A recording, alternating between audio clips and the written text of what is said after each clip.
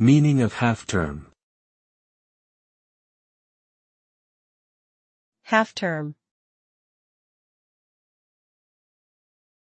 Half-term.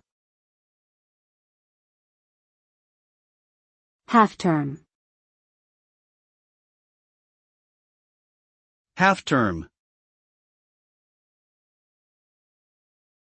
Half-term typically refers to a break in the academic calendar that occurs halfway through a school term or semester. This break usually lasts for 1 week and is intended as a chance for students to rest and recharge their batteries before returning to their studies. During this time, schools may engage in activities such as field trips, sports competitions, or organized events.